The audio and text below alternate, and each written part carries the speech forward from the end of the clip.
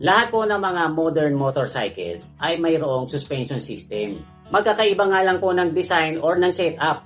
Depende sa kung anong motor ang paglalagyan nito. Sa harapan, meron yung tinatawag na telescopic or yung conventional. Tapos meron din yung upside down na tinatawag ding inverted. Kasi kabaliktaran naman po siya nung telescopic. Sa likuran naman po ng motor, meron na naka-dual shocks or twin shocks. Tapos meron ding naka-monoshock or single shock. Kapag tatanungin nyo yung mga karaniwang riders, bakit ba nilalagyan ng suspension or ng mga shock absorbers ang motor? Malamang na ang isasagot sa inyo niyan ay para hindi matagtag. Well, totoo naman po yun kasi kapag walang suspension yan or walang mga shock absorbers, matagtag talaga yan, parang bisikleta. Mararamdaman nyo dyan kahit na yung mga maliliit na lubak. Pero bukod po dun sa nagiging mas komportable at hindi matagtag ang ride ng isang motorcycle, ang isa pa pong purpose kasi niyan ay para mas madalas na kumokontak yung gulong natin sa kalsada.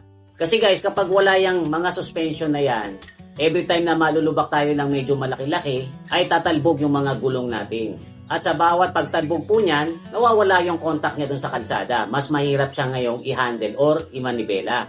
Kaya dahil po sa mga suspensions ng motor natin, ang bawat ride ay nagiging mas komportable, nagiging mas safe. At kapag naiseseta po ito ng tama, ay mas tumutulin ang andar ng isang motor. Kahit nasa mga lubak-lubak or mga liku-liko.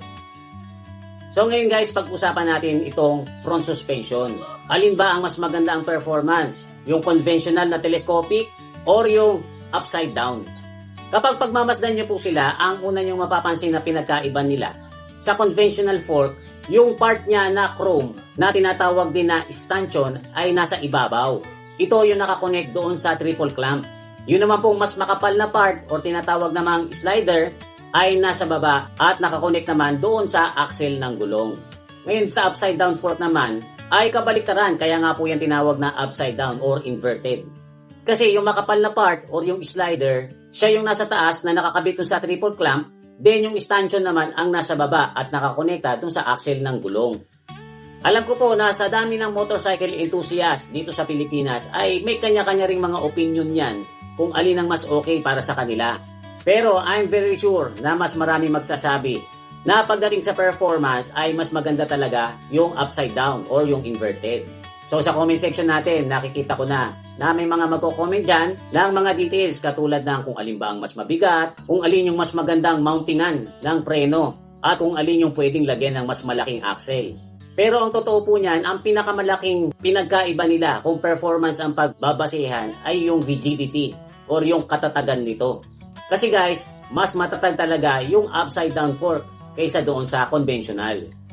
Ganito po kasi yan, kapag po tayo nagmumotor, umaandar tayo ng mabilis, tapos pepreno tayo o kaya naman liliko at magbabanking, ang fork po natin ay nag-undergo or sumasailalim sa matinding puwersa ng pag-twist, pag-bend at saka pag-subsob. Ang puwersa po na yan ay nagsisimula dun sa baba ng gulong, tapos tumitindi po yung puwersa na yan dun sa may bandang taas, kung saan nakakonect ang fork doon sa triple clamp. At dahil po sa mas malakas yung puwersa na tinatanggap nitong fork dun sa may bandang taas, it's only logical na mas magandang tibayan yung bandang taas ng fork. At para yan mas maging matibay, natural ang gagawin po dyan ng mga designer ay mas pakapalin. Kaya dyan na po lumabas yung idea na baliktarin yung conventional na fork. Ang maganda rin po kasi sa upside down fork, at isa sa dahilan kung bakit nagiging mas matatag ito, ay dahil sa mas mahaba yung slider nito kaysa doon sa conventional.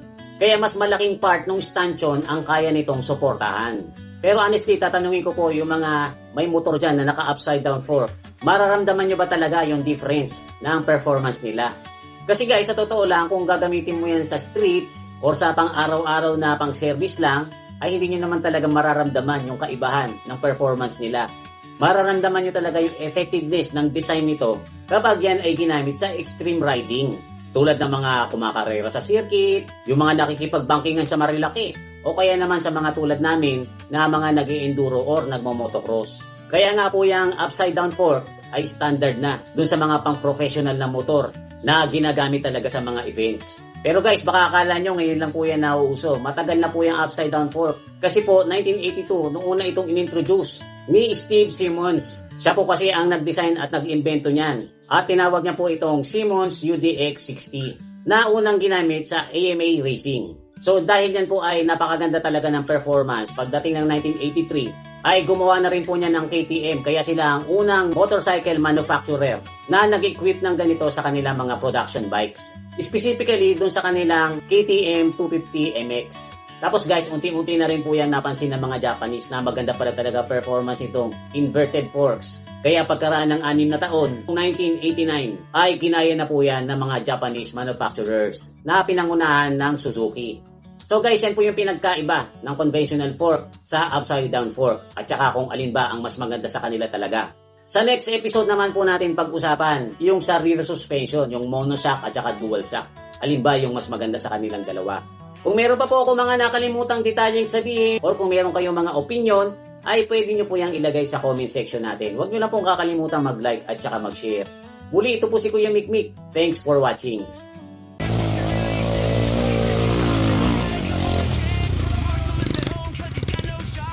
Bakit parang patag lang to? Smooth lang. Kaya mo yan, Daddy! Yan, oh, kita mo? Kita mo, lumakas loob, oh. Kaya mo yan, Daddy! Ano ba? Yun! Galing! Nice one!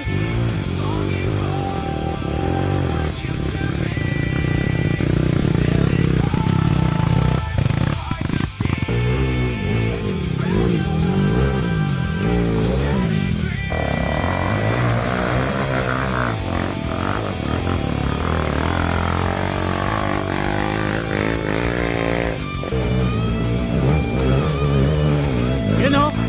Oh!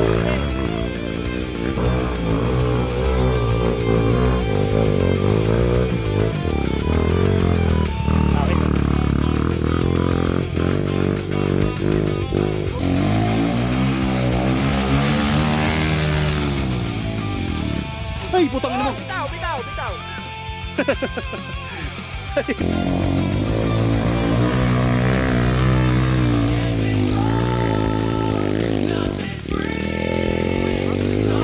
Diretso. Diretso! Ahon yan, ahon! Diretso! Yun, oh. Yun, oh.